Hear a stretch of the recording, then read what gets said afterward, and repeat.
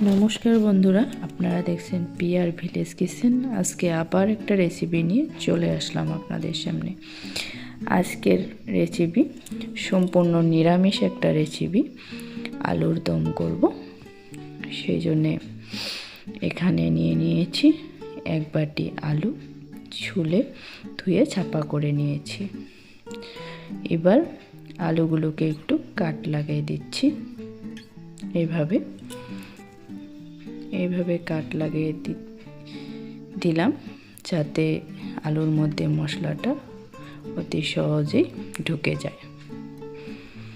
প্রত্যেকটা আলুতে আমি এইভাবে কাট লাগিয়ে দিয়েছি। আর এখানে একটা কড়াই নিয়ে নিলাম। কড়াইটা গরম হয়ে আসা অবধি অপেক্ষা করব। তারপর এর মধ্যে দিয়ে দিলাম তেল। ভিডিওটা স্কিপ না করে পুরো ভিডিও দেখার অনুরোধ জানাচ্ছি। এবার এর মধ্যে দিলাম দুটো তেজপাতা ফোড়নে, আর দিব দুটো শুকনো লঙ্কা। এখানে কিছু গরম মশলা দিলাম, গোটা গরম মশলা, দারচিনি, এলাচ, লবঙ্গ। সব কিছুকে একটু নাড়াচাড়া করে ভেজে নিচ্ছি তেলের মধ্যে। এর থেকে একটা সুন্দর গন্ধ ছেড়ে আসলে এর মধ্যে হাফ চা চামচ জিরে দিয়ে দিলাম। জিরেটাকেও ভেজে নিব কিছু সময় তেলের মধ্যে।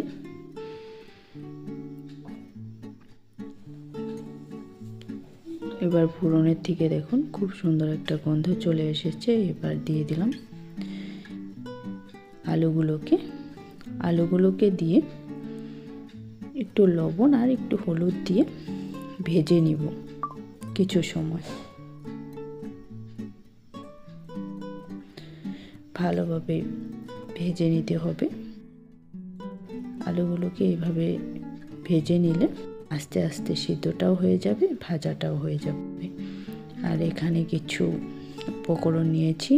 টক দই ফেটিয়ে নিয়েছি, আদা, শুকনো লঙ্কা, জিরা, আর নিয়েছি টমেটো পেস্ট।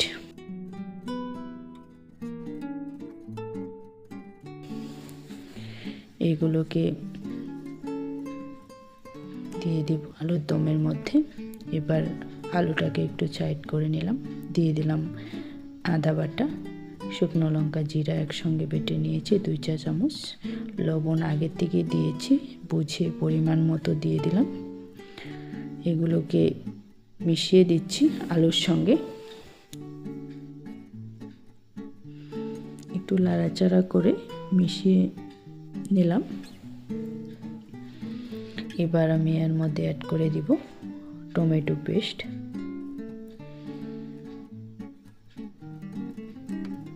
টমেটো পেস্টটা দিয়ে ভালোভাবে নাড়াচাড়া করে মিশিয়ে নিব। আর কিছু সময় আলুর সঙ্গে ভাজতে থাকব। এভাবে মশলাটাকেও কিছু সময় কষাতে হবে।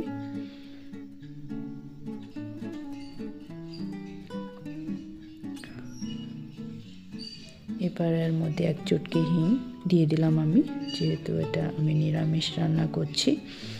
আর এখানে আমি হাফ চা চামচের মতো চিনি অ্যাড করে দিলাম।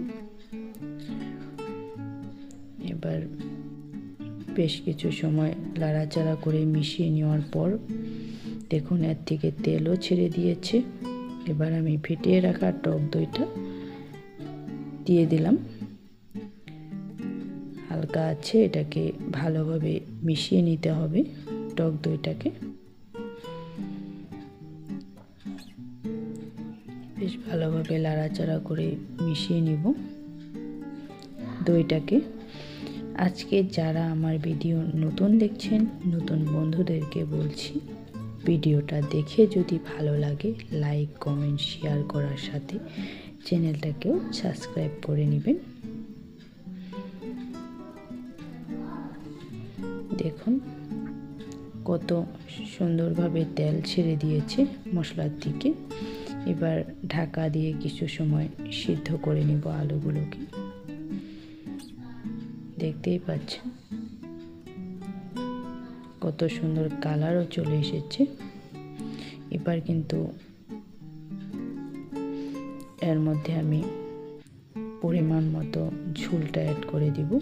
দেখতেই পাচ্ছেন আলুগুলোও সিদ্ধ হয়ে গিয়েছে। এবার গরম জলের মধ্যে আমি অ্যাড করে দিলাম। নিরামিষ দিনে এরকম একটা আলুর দম থাকলে রুটি, পরোটা, ভাত সব কিছুর সঙ্গেই খেতে কিন্তু দারুণ লাগে।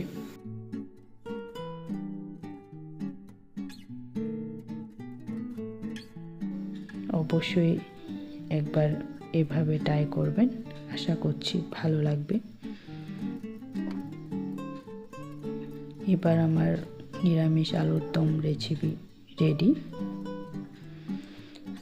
দিয়ে দিলাম গরম মশলা আর উপরে ছড়িয়ে দিব কুচানো ধনেপাতা। ধনেপাতাটা ছড়িয়ে দিলাম।